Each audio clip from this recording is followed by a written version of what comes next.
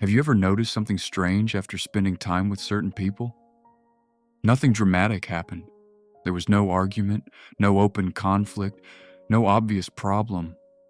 And yet, when the interaction ends, you feel tired, not physically, emotionally. Your mind feels heavy.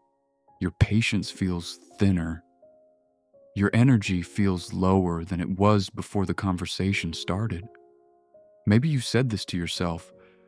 Why do I feel so drained after talking to them? And sometimes the confusion makes it worse, because on the surface, everything looked normal. The conversation was polite. You were friendly.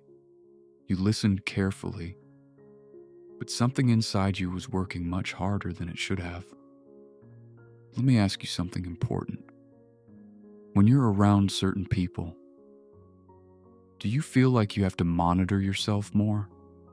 Do you choose your words carefully so nothing is misunderstood? Do you carry the responsibility of keeping the interaction comfortable? Sometimes emotional exhaustion has nothing to do with time. It has to do with tension, invisible tension. You may not notice it while the conversation is happening, but your nervous system does.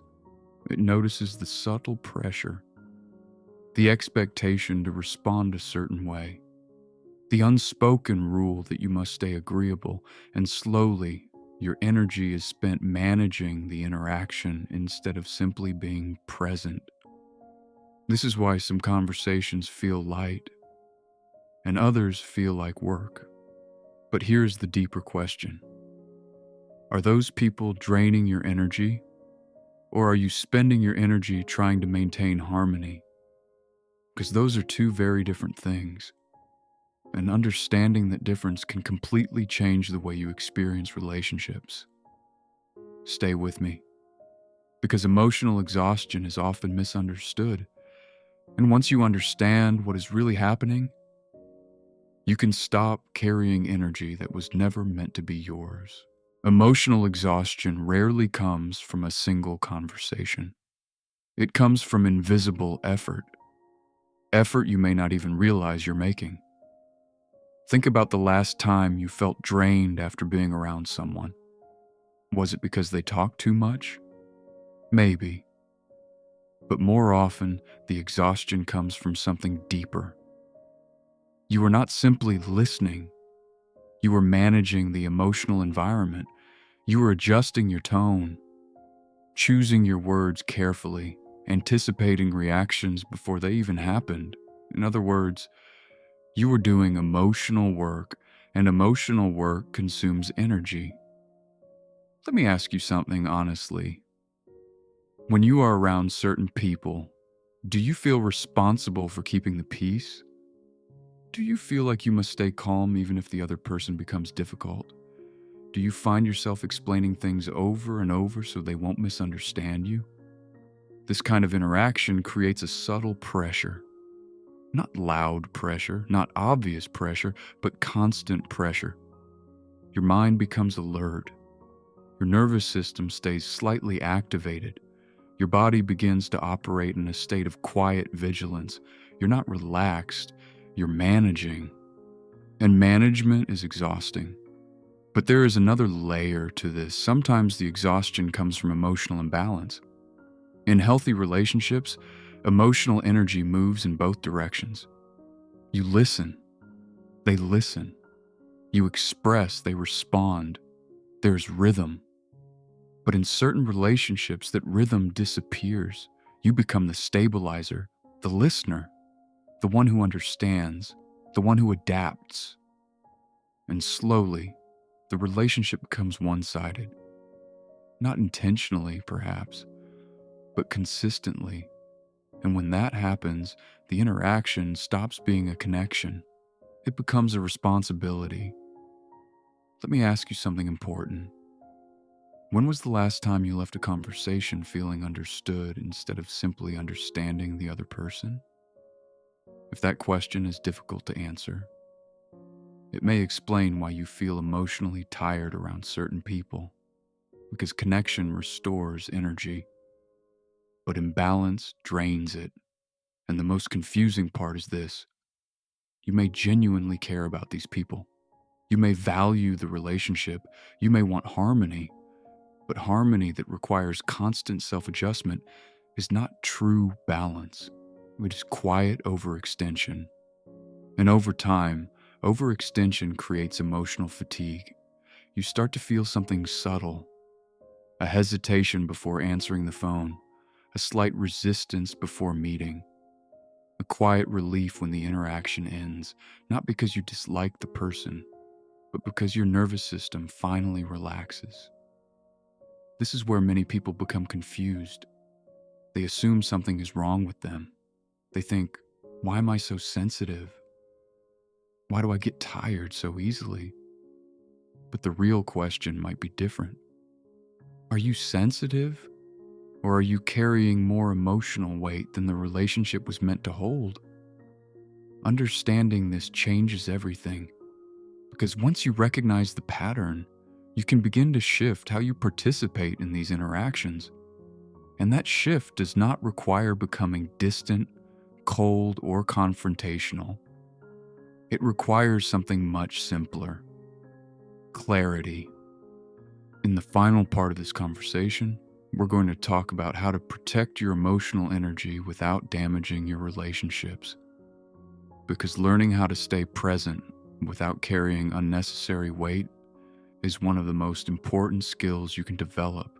Now that you understand why certain interactions leave you emotionally exhausted, the next question becomes practical. What do you actually do about it? Because recognizing the pattern is only the first step. Changing how you participate in it is what restores your energy. The first shift is internal.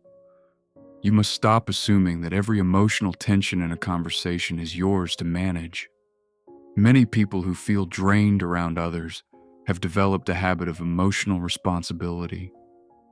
They instinctively try to stabilize the situation. If someone becomes frustrated, they calm things down. If someone feels misunderstood, they explain again. If someone becomes uncomfortable, they adjust themselves. This habit often comes from kindness, from empathy, from a genuine desire for peace.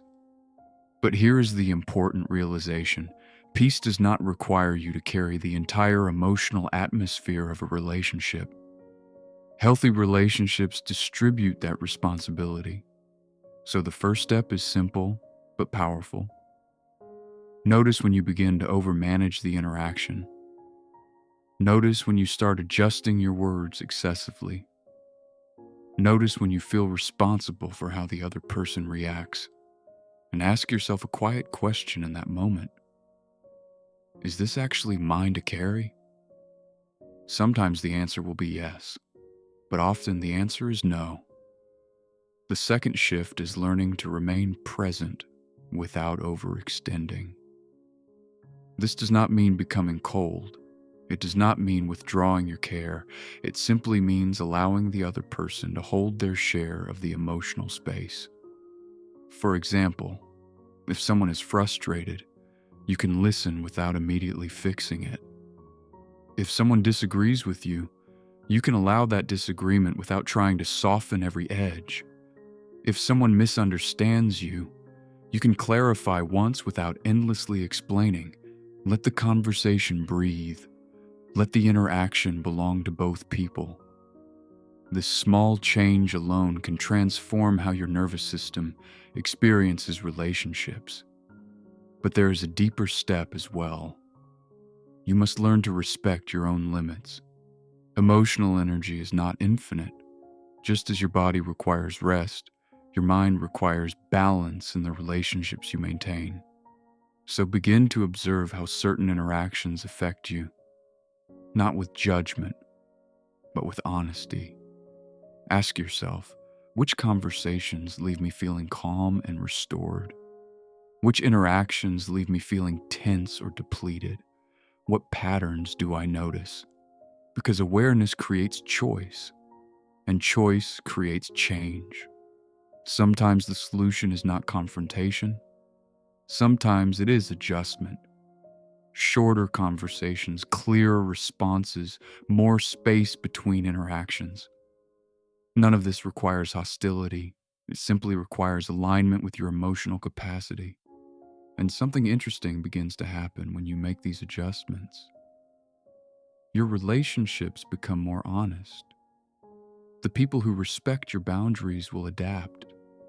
The ones who relied on your constant emotional labor may resist at first, but over time, balance begins to return. And most importantly, your energy begins to recover. You no longer feel responsible for every reaction in the room. You participate in relationships instead of managing them. And participation is far less exhausting than control. So let me leave you with a final reflection. If a relationship constantly drains your emotional energy, the question may not be whether you care enough. The question may be whether the balance of that relationship needs to change. Because emotional maturity is not just about understanding others, it is also about understanding the limits of what you can carry. And when you learn to protect your energy with clarity and calmness, you discover something powerful. Healthy relationships do not require you to disappear. They allow you to remain fully present.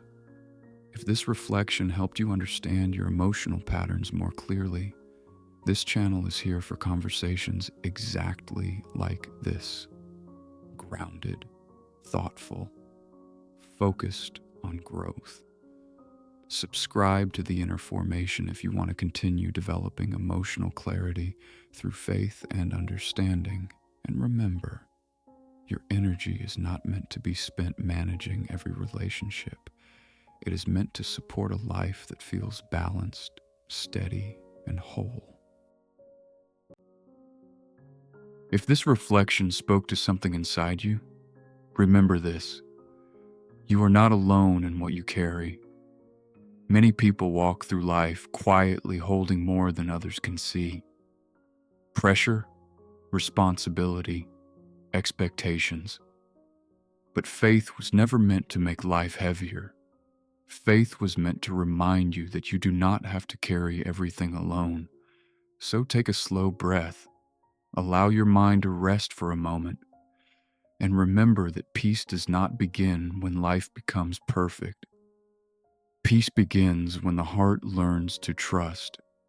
If this message helped you today, subscribe to this channel for more reflections on emotional clarity through faith. And if you feel comfortable, share in the comments what this season of your life has been teaching you. Sometimes the most powerful step toward healing is simply knowing you are not walking alone.